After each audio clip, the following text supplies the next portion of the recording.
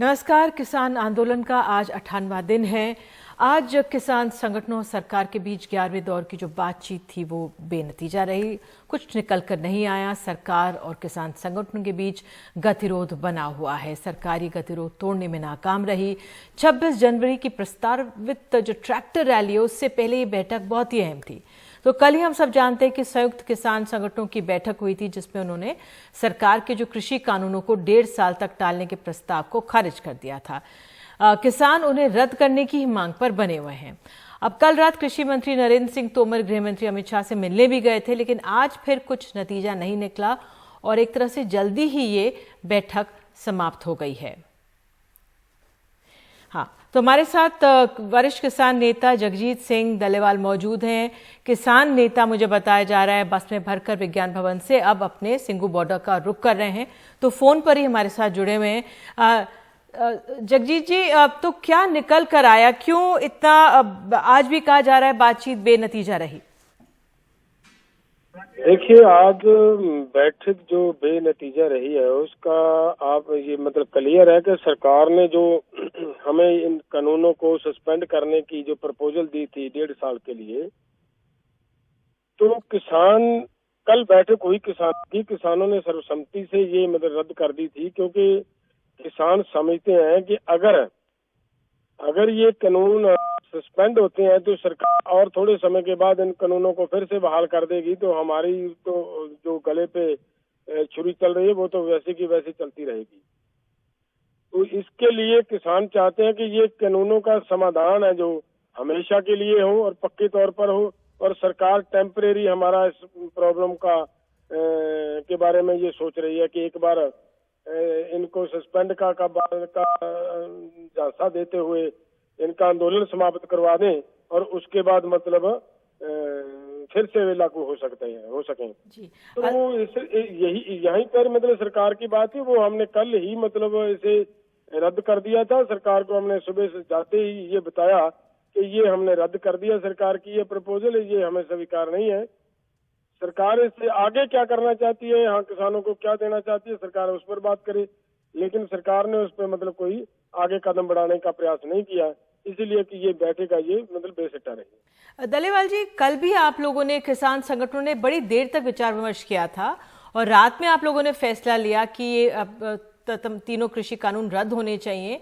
तो आज जब आप लोग मौजूद थे तो क्या रुख था इस बातचीत में? क्या अब लग रहा है ये बातचीत जल्दी समाप्त हो गई? लगभग 6 बजे समाप्त होती थी, आज जो 11वें दौर की तो जल्दी समाप्त हो गई। क्या हुआ? बातचीत क्या कम हुई आज? देखिए, बातचीत का जो मतलब हकीकत बात ये है कि पहले तो इन पर मतलब कानूनों पे बहस होती थी और बातें होती थी। अब मतलब ये दो टुक फैसले की बात थी कि आप मतलब इसे क्या आगे क्या सरकार है, इस जो सरकार ने प्रपोजल दी है वो हमें परवाह नहीं है, इससे आगे और क्या देना चाहती है, वो क्या कर सकती है वो बताए। और सरकार हमें ये कह रही थी कि आप हमारी प्रपोजल को स्वीकार किया या नहीं किया ये बताएं, तो हमने उन्हें ये बोल दिया था कि हम इसका मतलब स्वीकार नहीं की किसानों ने। तो इसीलिए मतलब ये जो बैठक है वो ज्यादा लंबी देर चलने की बात नहीं थी। आज कोई मतलब बहस का विषय नहीं था ये, आज तो दो टुक फैसले की बात जी। डल्लेवाल जी, ये भी कहा जा रहा था, अब मैं सुन रही थी, मेरे सहयोगी हिमांशु शेखर किसान नेताओं से कुछ बात कर रहे थे जो बाहर आए, कुछ किसान नेताओं को धमकियां भी मिली हैं, वो भी चिंता की बात थी और शायद आपने वो भी सरकार के सामने रखी बात। देखिए, सरकार सभी हथकंडे इस्तेमाल कर रही है, यूज कर रही है। हमारे किसानों को धमकियां भी दे रही है नेताओं को कि अगर आप ऐसा करोगे तो ऐसा होगा।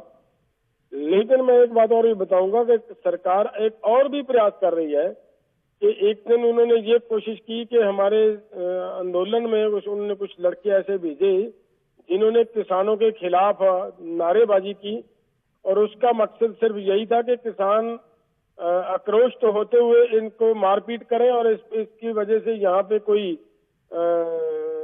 दंगा फैलाया जा सके। और कल वाली रात हमारे आंदोलन की जगह पे एक टेंट में किसी आदमी को नशा देकर उसे भेजा गया और उसने हमारे टेंट में आग लगाने का भी मतलब काम किया। तो वो भी हमारे साथियों ने मतलब समय रहते उसे काबू में कर लिया। तो वो भी कल प्रेस के सामने आदमी लाए थे हम, लेकिन सरकार की ये सभी जो हथकंडे हैं, जो सभी तरीके हैं, वो आजमा रही है कि किसी न किसी तरीके से इस आंदोलन को कमजोर किया जाए, इस आंदोलन को फेल किया जाए, इस आंदोलन को बदनाम किया जाए। लेकिन मुझे लग रहा है कि लोग इतने समझदारी से इस आंदोलन को लड़ रहे हैं कि सरकार की किसी भी बात का मतलब कि लोगों पे मतलब कोई असर नहीं होगा, और ये शांतिपूर्वक जो आंदोलन चल रहा है ये सफलता की ओर बढ़ रहा है। यही सरकार की घबराहट का एक मतलब बड़ी वजह है। हाँ दलेवाल जी, वाकई में कहा जाता है जो किसान है उनका सब्र बहुत बड़ा होता है, क्योंकि वो एक बीज से एक पूरी फसल तैयार करते हैं, और जिस तरह से शांतिपूर्वक रहा है सबसे बड़ी मजबूती है इस आंदोलन की। मैं आपसे जानना चाहूंगी जो 26 की ट्रैक्टर रैली होने वाली है उसको लेकर भी कई संदेह भी हैं पुलिस को लेकर, आप लोगों की रणनीति क्या रहेगी? अब देखिए, हमारी जो ट्रैक्टर रैली नहीं है, ये इसे रैली नहीं कहना, ये हमारी एक परेड है। ट्रैक्टर परेड करने का ये प्रोग्राम है हमारा। तो वो तो मतलब 26 जनवरी पूरे देश के लिए गणतंत्र दिवस है और सभी लोगों को इसे सेलिब्रेट करने का अधिकार है। वो हम सरकार से ये मांग कर रहे हैं कि सरकार हमें इसे ये दिन मनाने का मतलब अवसर दे, और सरकार को चाहिए कि हमारे साथ मिलजुल कर मतलब ये काम करना चाहिए सरकार को। लेकिन ये बात मैं क्लियर कर दूंगा कि किसान बिल्कुल शांतिपूर्वक, किसी तरह की कोई जो सरकार की ओर से परेड की जा रही है उसमें कोई बाधा डालने की किसानों की कोई भावना नहीं है। किसान अपनी अलग सी परेड करनी चाहते हैं, सरकार को वो किसानों का सहयोग करना चाहिए और शांतिपूर्वक होगी। अगर कहीं पे भी कोई अप्रिय घटना घटती है तो वो सरकार का जो मतलब रुख दिख रहा है, वो ये जो दिख रहा है, जैसे मैंने आपको बताया कि वो हमारे पंडाल में तंबू में आग लगाने की बात भी हुई, हमारे वहां पे जो गलत व्यक्ति जो समाज विरोधी आंसर वहां उसमें घूम रहे हैं उनकी भी बात हुई। वो सब जो हमारे सामने आ रही है, इससे ये नजर आ रही है कि सरकार कोई ना कोई गड़बड़ जरूर करवा सकती है हमारे इस प्रोग्राम में। अगर कोई होता है तो वो सरकार की ओर से होगा, क्योंकि देखिए हमारा आंदोलन इतना लंबा समय चल गया, रेलवे ट्रैक पर चला जी, अब 2 महीने के करीब हो चुका है यहाँ पे बैठे हुए। किसी एक किसान ने किसी एक भी नागरिक को तकलीफ नहीं दी, किसी मशीनरी को कोई नुकसान नहीं किया। जब किसान इतना शांतिपूर्वक ये कर रहे हैं तो फिर इस ऐसे हालात में ये मतलब कि अगर कोई गड़बड़ होती है तो ये सरकार ही करवा सकती है, किसान नहीं करेंगे। नहीं, बिल्कुल हम उम्मीद करते हैं कुछ ऐसा ना हो, शांतिपूर्वक ही रहे जो भी आप ये परेड निकालेंगे। बहुत बहुत धन्यवाद दलेवाल जी। तो ये हमने किसान नेता को सुना, और अब हमारे साथ हमारे सहयोगी हिमांशु शेखर मौजूद है विज्ञान भवन से। हिमांशु, आपने भी सुना, एक तरह से रोष है किसानों के अंदर जो निकल कर आए हैं इस बातचीत से। 11वें दौर की बातचीत है, उम्मीद सभी कर रहे थे कि आज भी कुछ निकल कर आएगा। आपके साथ भी किसान नेता मौजूद हैं, क्या कहना है इनका?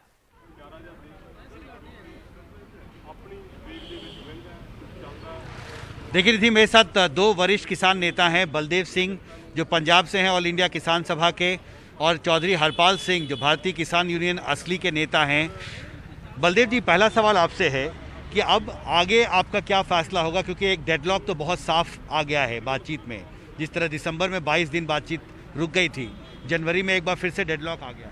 देखिए, आज की जो बातचीत थी वो बेसिट्टा है नहीं, बड़ी निराशाजनक रही है, क्योंकि आज बात करने के लिए कोई मुद्दा नहीं था। जो प्रस्ताव सरकार ने मुझे भेजा था 20 तारीख को, वो हम उस पर चर्चा की और हमने आम सहमति से, और यूनानिमसली कल उसके विरोध में कोई नहीं था, उसको पारित कर दिया था। इसीलिए गलबात तो कल ही टूट गई थी, क्योंकि आज कोई मुद्दा नहीं था। और मंत्री ने भी कह दिया, तोमर साहब ने, कि आज जब आपने प्रेस में जाकर इसको डिक्लेयर कर दिया तो ये आज कोई बात नहीं रही कि आगे उचित नहीं रहा कि आज कोई बातचीत की जाए। पर फिर भी आज की जो बात है उसमें आप बताइए, कोई आपकी ओर से कोई और बात है? हमने कहा हमारी ओर से तो कोई बात है, अभी इन कानूनों से प्लीज़ वापस लीजिए। और उन्होंने कहा ये तो मैं आपसे बार बार बता चुका हूँ, इन कानूनों को हम वापस नहीं ले सकेंगे। हमारे एमएसपी पर एक समिति बनाने का भी पहली बार सरकार की तरफ से आज प्रस्ताव रखा गया कि एमएसपी पर जो आपकी मांग है उसकी समीक्षा के लिए समिति बने, आपने उसको रिजेक्ट किया। हमने एमएसपी पर समिति को पूरी तरह खारिज किया है। हम एमएसपी में मांग कर रहे हैं, हम तो सिर्फ ये कह रहे हैं जो आप हमें दे रहे हो न्यूनतम प्राइस, उसको कई कानून रूप दे दो आप। इससे कम पर कोई नहीं खरीदा है। ये हम चाह रहे हैं, इसे कौन सी बड़ी बात करें। और यही बात 2011 में मुख्यमंत्री नरेंद्र मोदी जी ने मनमोहन सिंह चिट्ठी लिखी थी, बाकायदे वो चिट्ठी आई वायरल उत्तर प्रदेश के अंदर, और स्वयं ये कहा था कि मनमोहन सिंह जी जब तक आप किसानों को MSP पर खरीद की गारंटी कानून नहीं देंगे, इसे कानून रूप नहीं देंगे, जैसा किसान तबाह हो जाएगा। ऐसे मुख्यमंत्री नरेंद्र मोदी ने प्राइम मिनिस्टर चिट्ठी लिखी थी, आज वही नरेंद्र मोदी प्रधानमंत्री हैं। हम कौन से मोदी बात सही माने? अब वो चीफ मिनिस्टर नरेंद्र मोदी सही माने या प्रधानमंत्री सही माने? अब वही हम मांग कर रहे हैं। आज हम कर आज खुद आगे बलदेव जी अब क्या होगा? अब ट्रैक्टर रैली का आपने फैसला किया है निकालने का, क्या इस गतिरोध का फिर असर क्या होगा आपके आंदोलन में? देखिए काल को हम उन्होंने फिर भी प्रस्ताव हमारे आगे रखा है, वो उस पर वो कहते चर्चा करो, हमें इसे थोड़ा आगे बढ़ाया है, पर उस पर चर्चा होगी। मैं नहीं समझता उसमें कल को कोई निर्णय हम कर पाएंगे इसी पर, क्योंकि जो 2 साल का हो 3 साल का हो ये फिर भी लागू होगा, इसको जितना तक रिपील नहीं किया जाएगा वो हमारा खेड़ा नहीं छोड़ेगा। इसलिए ये तो बात है। अब बात है दिल्ली की, दिल्ली 26 जनवरी की। 26 जनवरी के बारे में हम सरकार को बता दिया और देश को स्पष्ट कर दिया है और दिल्ली की जनता को स्पष्ट कर दिया कि जो हमारा दिल्ली में जो परेड होगा अवश्य होगा और शांतिपूर्ण होगा, और किसी भी सरकारी धरोहर को संपत्ति को हमारा नुकसान करने का कोई इरादा ही नहीं, बल्कि करेंगे नहीं। और दूसरे ठीक है बलदेव जी। तो निधि, मुख्य तौर पर इनकी तरफ से सरकार के सामने ये बात रखी गई है कि समिति का अगर गठन किया भी जाता है तो कोई इस बात की गारंटी नहीं है कि समिति की सिफारिशों को सरकार मानेगी, और इसलिए समिति का प्रस्ताव इनको मंजूर नहीं है। जी, जो संशय किसानों के मन में वो बना हुआ है। बहुत बहुत धन्यवाद इस बातचीत के लिए। और अब आइए आपको ये बता दें, एक और पहलू है जो ये आंदोलन चल रहा है। गाजीपुर बॉर्डर पर चल रहे किसान आंदोलन में देसी अंदाज और बिना लाग लपेट के अपनी बात रखने वाले कुछ ताऊ सोशल मीडिया पर काफी मशहूर हो गए हैं। इनमें आपके पास बिल्लू और नेपाल ताऊ भी हैं, जिनके वीडियो बड़ी बड़ी हस्तियां तक शेयर कर रही हैं। कौन है ये ताऊ और कैसा है उनका अंदाज, देखिए रवि रंजन शुक्ला की इस खास रिपोर्ट में। बिहार में सबसे टॉप पे तमियो जी, सबसे टॉप पे जी गिप्पी गरेवाल ने ताऊ दी फोटो दी शेयर वीडियो यार भी मका हो दावा गिप्पी गरेवाल ने या भी सिंगर गिप्पी गरेवाल ने आपकी इंस्टा पे वीडियो शेयर की है। बिल्कुल टीवी में वो आते दिखे दाम फाम तुम पे।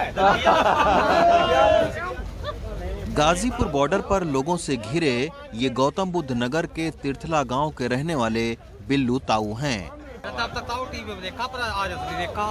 अच्छा, टीवी देखा था? टीवी पर मोबाइल पर देख रहा था मैं। 8वीं पास और साधारण मोबाइल रखने वाले बिल्लू ताऊ को आजकल सोशल मीडिया पर लाखों लोग सुनते हैं। बिल्लू ताऊ जी, आप ये बताओ, आपकी बात को इतना लोग पसंद क्यों करते हैं सोशल मीडिया पर? आपने खुद अपना वीडियो देखा है सोशल मीडिया? भैया मैंने ना देखो, मुंह पे तो दे यही फोनिया में ना थी वीडियो चले ना वीडियो चले और ना मुंह पे तेरे हाँकने आम है ये बगल बगल से।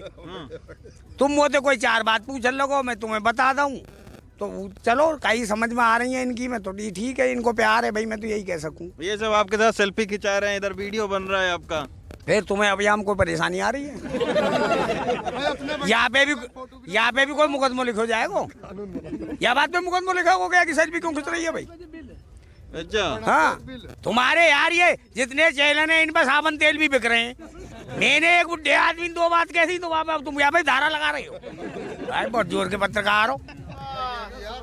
बीते 14 साल से BKU से जुड़े हैं, लेकिन 1.5 महीने से चल रहे किसान आंदोलन में बिल्लू ताऊ अपने देसी अंदाज के चलते लोगों के बीच खासे चर्चित हैं।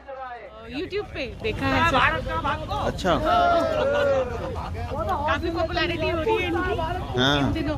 ऐसा खीर है रस की खीर गई है यहाँ पे, दही के साथ है।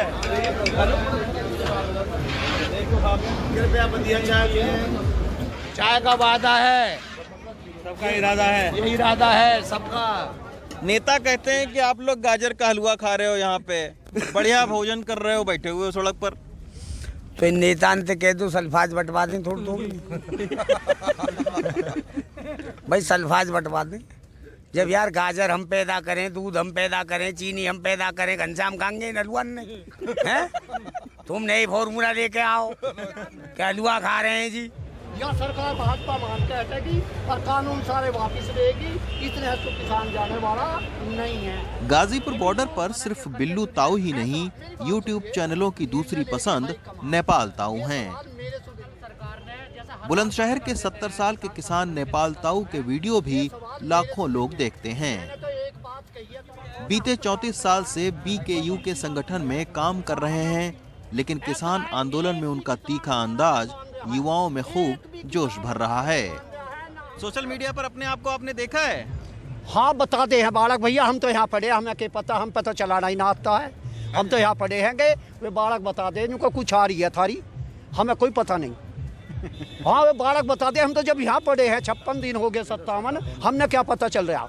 अच्छा, आपके पास कौन सा फोन है? और हमारा तो दिखा यू छोटा सा, कोई जेब में सुकार लेगा तो ऐसा ही दिखा यूरा यू या सो तो ऐसा ऊपर करिए, देखे बेटे यूरा मार धरा कहाँ फोन है यूरा यू बेटे यू है यू तो ये है बेटे। नेपाल ताऊ के नाम से सोशल मीडिया पर बहुत ज्यादा मशहूर है।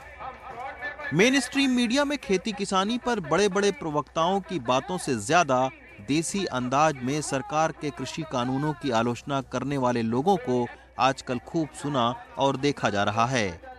70 साल की आजादी में भारत सरकार किसान को कुछ दे रही है और किसान लेना नहीं चाह रहे हो, कितनी बढ़िया बात है। क्यों दे रहे हो भाई? तो क्यों नहीं लेना चाहते? क्यों लें हम? कोई बढ़िया चीज लाए हो तो लें, बीमारी लाएंगे तो क्यों लेंगे? यही वजह है कि सालों तक गुमनाम रहने वाले किसान अब अपनी बातों से सोशल मीडिया के हीरो बन गए हैं।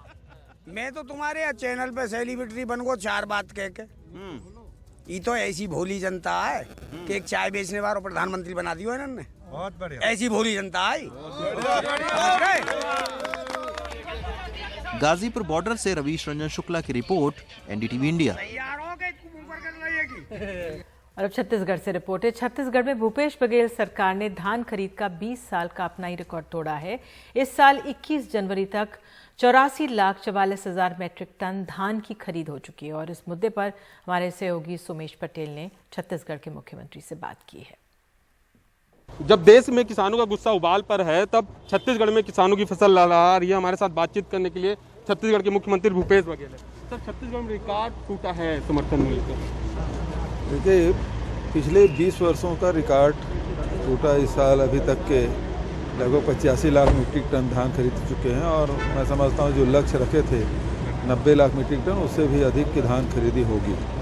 तो जितने पिछले वर्षों किसान धान बोते थे, उससे ज़्यादा किसानों का धान खरीदी किया गया और ज़्यादा धान भी खरीदा गया। ये तो छत्तीसगढ़ के मुख्यमंत्री भूपेश बघेल जो NDTV इंडिया से बातचीत कर रहे थे। रायपुर से सोमेश पटेल, NDTV इंडिया के लिए। और देश की बात में आगे, उत्तर प्रदेश के गोरखपुर में बड़ी चोरी के पीछे वर्दी वालों का ही हाथ।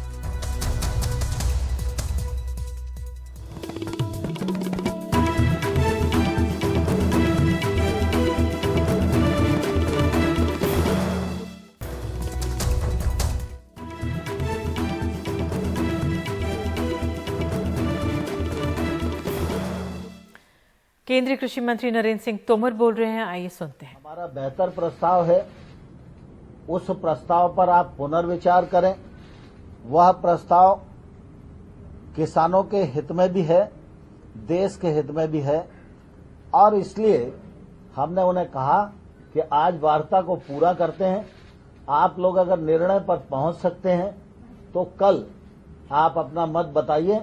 निर्णय घोषित करने के लिए आपकी सूचना पर हम कहीं भी इकट्ठा हो सकते हैं और उस निर्णय को घोषित करने की कार्रवाई को आगे बढ़ा सकते हैं। सर, आपने कहा ऐसी ताकतें हैं जो किसानों का इस्तेमाल कर रही हैं, कुछ इसमें कई ऐसे संगठन हैं जो लेफ्ट से भी जुड़े हुए हैं। आप लोगों ने क्या आइडेंटिफाई किए कि कौन ऐसे किसान नेता हैं जो आपकी और सरकार की और किसान नेताओं की बातचीत में सफल नहीं होंगे? देखिए, स्वाभाविक रूप से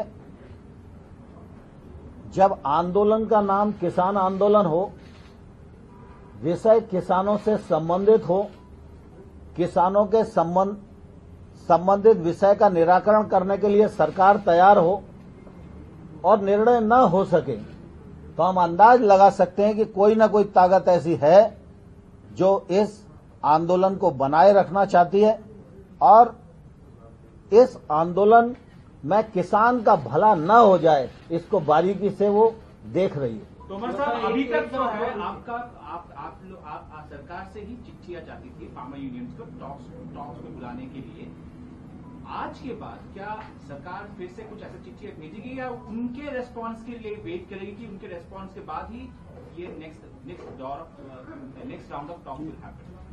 11 दौर की बातचीत हुई है और मैंने जो आपके सामने व्यक्त किया है कि वार्ता आज पूरी हुई, कल निर्णय के लिए अगर वो सहमत होंगे तो मिलेंगे।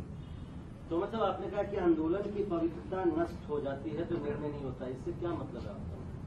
मतलब यही है कि आंदोलन में जब किसान निहित है तो किसान का हित ही सर्वोपरि रहना चाहिए। अगर किसान का हित सर्वोपरि नहीं है और दूसरे हित अगर सर्वोपरि हो जाएंगे तो किसान के हित में निर्णय नहीं हो पाएगा। सर, ट्रैक्टर रैली को लेकर कुछ डिस्कशन हुआ? लगता है कि जो किसानों के बीच में डिवीजन है, कुछ लोग चाहते हैं कुछ लोग नहीं चाहते, आपको ऐसा लगा बातचीत में? लोकतंत्र में सहमति और असहमति स्वाभाविक है और मैंने आज सहमत लोगों को और सहमत नहीं जो हैं उन सबको अपनी ओर से आभार प्रकट किया है, चर्चा को सार्थक और सौहार्द बनाए रखने के लिए। आज किसानों ने तो आपसे कह दिया कि उन्हें एक्सेप्टेबल नहीं है आपके ऑफर, तो अब और किस निर्णय का वेट कर रही है सरकार?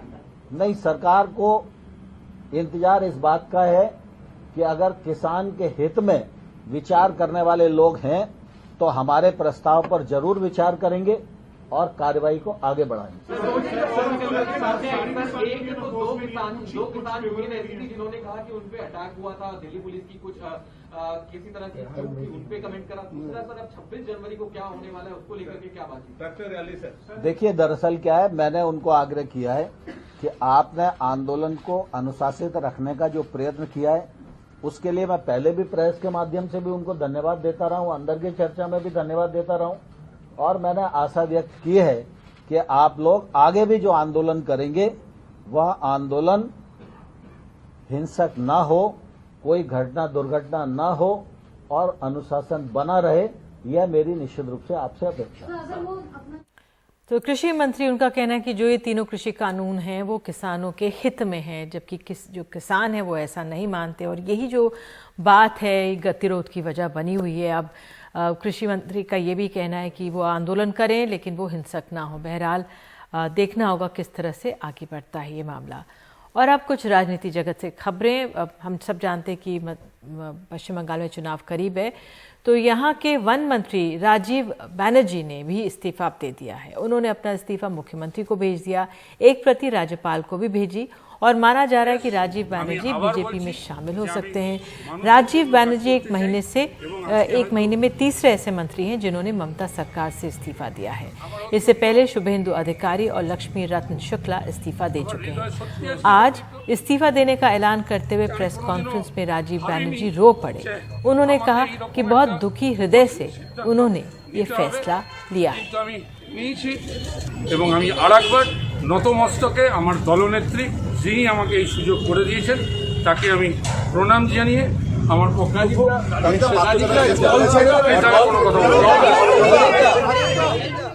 उधर कांग्रेस अध्यक्ष के लिए चुनाव जून में होंगे। लंबे समय से पार्टी के पास स्थायी अध्यक्ष नहीं है। अभी सोनिया गांधी कांग्रेस के अंतरिम अध्यक्ष हैं। राहुल गांधी के इस्तीफे के बाद से पद खाली है। आज कांग्रेस वर्किंग कमेटी की बैठक हुई जिसमें ये फैसला लिया। अब जून में ये अध्यक्ष पद चुना जाएगा।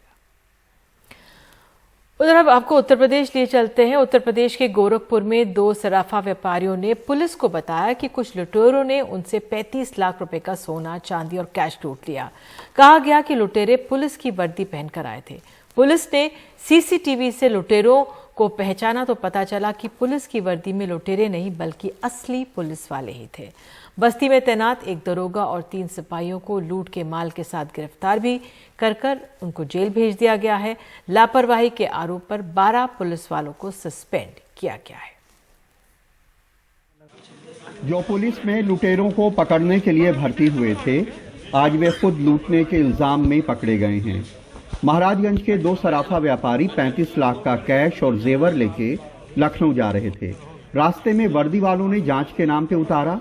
उनको बताया कि वे नौसड़ पुलिस चौकी के लोग हैं, वहां पूछताछ को ले जा रहे हैं, लेकिन रास्ते में लूट लिया। नौसर गया, नौसर ना रुके, नौसर के थोड़ा सा आगे जो खाली इलाका पड़ता है वहाँ चला गया। फिर वहाँ जाके बैग छीनने लगा, बैग छीनने की कोशिश की, फिर हम लोग उससे बहस हुआ, धक्का मुक्की भी हुआ उससे, तो फिर बैग जबरदस्ती 2 लोग हाथ पकड़ के तीसरा बैग छीन लिया। व्यापारियों की रिपोर्ट पे पुलिस ने आसपास के सीसीटीवी खंगाले तो पहचाना कि वे वर्दी में लुटेरे नहीं बल्कि असली पुलिस है। वे बस्ती जिले के पुरानी बस्ती पुलिस स्टेशन के दारोगा धर्मेंद्र यादव, सिपाही संतोष यादव और सिपाही महेंद्र यादव निकले। उन्हें थाने से गिरफ्तार कर उनके पास से लूट का पूरा कैश और सोना चांदी बरामद किया गया।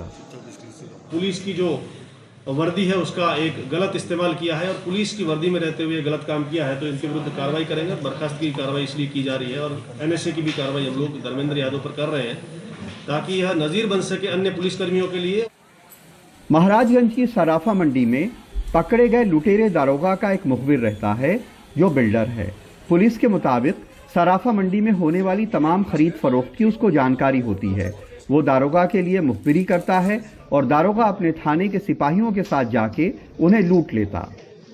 पूछताछ जब कड़ाई से की गई तो हाँ, एक घटना इन्होंने और स्वीकार की जो इन्होंने 29/12/2020 को की थी जनपद गोरखपुर के ही थाना शाहपुर एरिया में, और लगभग 1.5 घंटे तक सराफा को घुमाते हुए और कस्टम अधिकारी बनकर के इन लोगों ने लूट कारित की थी। उसका भी चांदी बरामद हुआ है, 4 किलो चांदी उसी घटना से रिलेटेड है। कानपुर देहात में एक पूरा पुलिस थाना इसलिए सस्पेंड कर दिया गया क्योंकि वहां के सारे पुलिस वाले माफिया विकास दुबे से पुलिस की मुखबरी करते थे। पीलीभीत में कुछ पुलिस वाले लाइन हाजिर हुए हैं, उनके सेक्स रैकेट में इन्वॉल्वमेंट की जांच हो रही है और गोरखपुर में इस तरह पुलिस वाले राहजनी करते हुए पकड़े गए हैं, जेल भेजे गए हैं। अगर पुलिस की यह हालत होगी तो लॉ एंड ऑर्डर की क्या हालत होगी। बस्ती में मजहर आज़ाद, गोरखपुर में सलीम और लखनऊ में कैमरामैन राजेश गुप्ता के साथ कमाल खान, NDTV इंडिया। और देश की बात में आपको आगे एक बार फिर से उत्तर प्रदेश लिए चलेंगे। यहाँ पर कोरोना वैक्सीन को लेकर बड़ा अभियान चल रहा है। वैक्सीन की हिचक से भी लड़ रहे हैं डॉक्टर।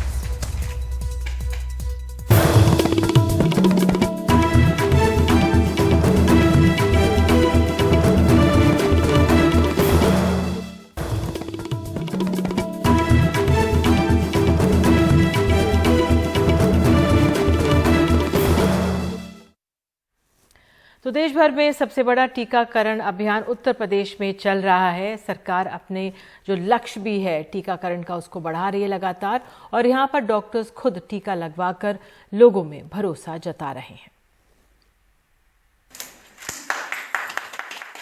यूपी सरकार ने टीकाकरण के एक महत्वाकांक्षी लक्ष्य का अभियान शुरू किया है। शनिवार को करीब 32,000 लोगों को टीका लगाया गया।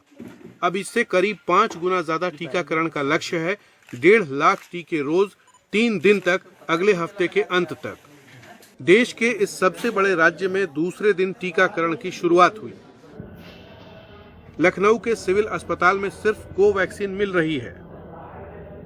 100 लक्षित स्वास्थ्य कार्यकर्ताओं में 73 लोग ही पहुंचे। कोवैक्सीन के तीसरे दौर का ट्रायल अभी जारी ही है और इसका इस्तेमाल भारत में सहमति पत्र के साथ क्लिनिकल ट्रायल के तौर पर करने की इजाजत दी जा चुकी है। मैं तथ्य जानता हूँ, इसके बहुत कम साइड इफेक्ट्स हैं। ये मुझे बहुत अच्छी तरह से पता है। लेकिन और जिन लोगों को कोवैक्सीन का टीका लगा, जैसे डॉक्टर DK गुप्ता, उनका कहना है कि टीकाकरण से ठीक पहले 5 पृष्ठ की जानकारी पुस्तिका पकड़ा देना सही तरीका नहीं था। थोड़े से अप्रीहेंसिव थे क्या आप इसके बारे में सर, कोवैक्सीन के बारे में? नहीं, अप्रीहेंसिव नहीं था, because I am a medical personal, तो I have to be on safer side, तो that is not a issue. पर यही था कि इसमें से कोई लिस्ट में, चेक लिस्ट में कोई प्रॉब्लम तो नहीं मुझे, दैट आई वांटेड टू। ये आप ध्यान से देख रहे हैं, और ये आपका सुझाव है सरकार के लिए कि अगर आपको एक कॉपी भी दे दी जाए तो वो ज़्यादा सही है। अगर दे सकते हैं तो ठीक है, बट रिसोर्सेज के ऊपर है, गवर्नमेंट मे और मे नॉट डू। पर मैं इसका फोटो ले लेता हूँ, that will do. That is good for you. डॉक्टरों ने ग्रामीण इलाकों में भी वैक्सीन की हिचक के खिलाफ कमान संभाल ली है। आज आपका वैक्सीनेशन हुआ जी, क्या डर लग रहा था इस तरह का कि कहीं कुछ हो ना, तरह तरह की बातें सामने आ रही हैं? नहीं, बिल्कुल नहीं। जब प्रथम चरण में मेरा नाम नहीं आया तो मैं बहुत डिसअपॉइंट हो गई थी, और मैंने फिर बोला मेरा नाम कब आएगा। तो मैं बहुत एक्साइटेड थी कि कल जब बेनिफिशियरी लिस्ट में मैंने अपना नाम देखा, तो आई एम सो हैप्पी कि now this time is for me. अब पूरे उत्तर प्रदेश में 28 और 29 जनवरी को टीकाकरण का अगला दौर है। आलोक पांडे की रिपोर्ट, एनडीटीवी इंडिया। और देश की बात में आपको आगे बताएंगे गणतंत्र दिवस की झांकियों में इस बार क्या होगा खास।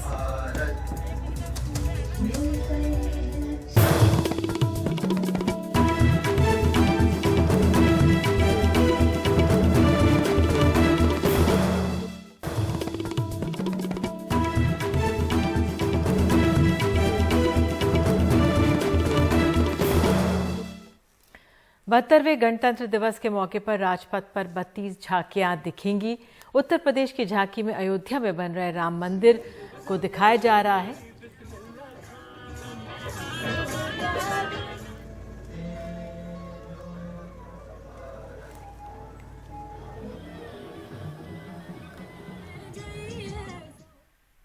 और इन्हीं तस्वीरों के साथ आज देश की बात में इतना ही। नमस्कार।